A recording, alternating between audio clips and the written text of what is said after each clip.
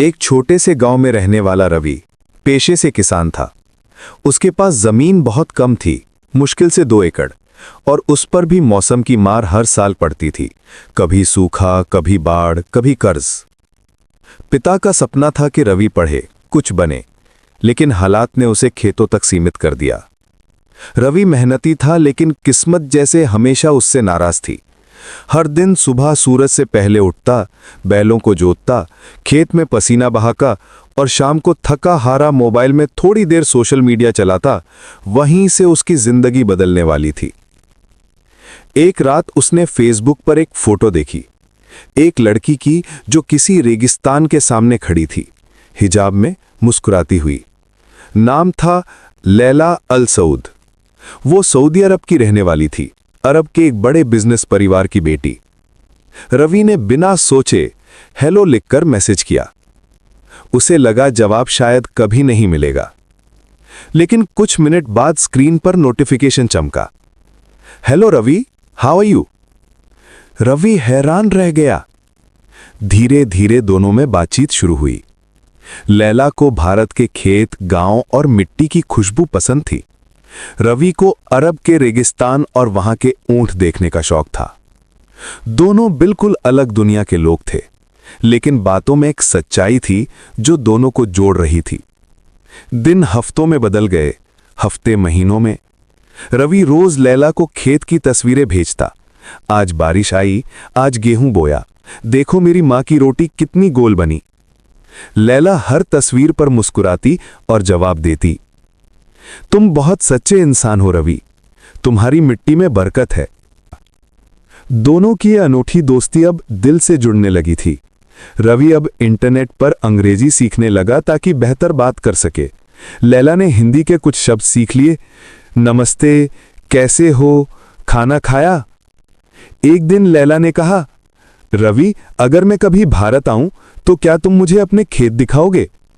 रवि हंसा, खेत तो दिखाऊंगा, लेकिन तुम्हारे जैसी राजकुमारी गांव की मिट्टी में पैर रखेगी?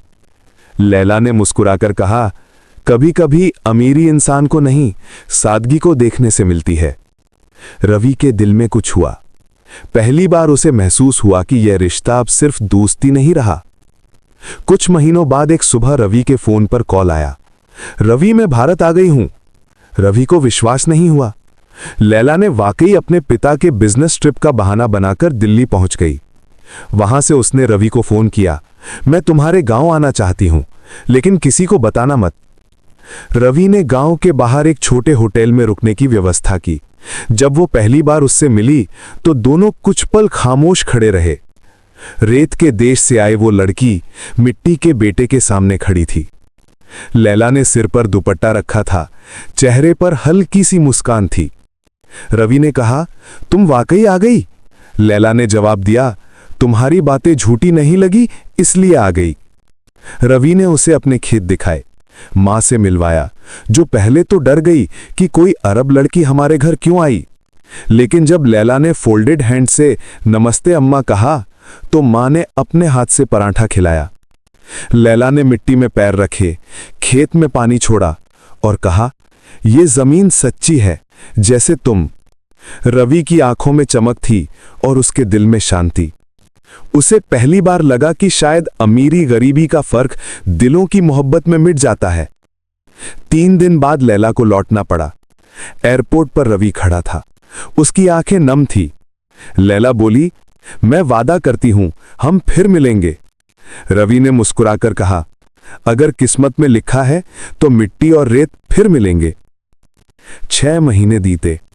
एक सुबह टीवी पर खबर चली, सऊदी अरब की मशहूर अरबपति बेटी लैला अल सऊद ने भारत के एक किसान को फंड दिया ताकि वो अपने गांव में किसानों के लिए स्कूल और पानी की व्यवस्था बना सके। रवि की तस्वीर खेत में दिखाई दी। वो वही पुराना रवि था, लेकिन अब उसके खेत में सैकड़ों बच्चों की हंसी थी। लैला ने कहा था, मैं वापस नहीं आ सकती, लेकिन मैं चाहती हूं कि तुम्हारा गांव अब कभी गरीब ना कहलाए। रवि ने कैमरे की तरफ देखा और बस इतना कहा, वो अरब की रेत से आई थी और अपने साथ इंसानियत की बारिश छोड़ गई। अगर आपको हमारी ये कहानी पसंद आई हो तो लाइक करें, अपने दोस्तों के साथ शेयर करें और सब्सक्राइब करना ना भूलें ताकि आपको इस तरह की मजीद दिलचस्प कहानियां मिलती रहें। धन्यवाद।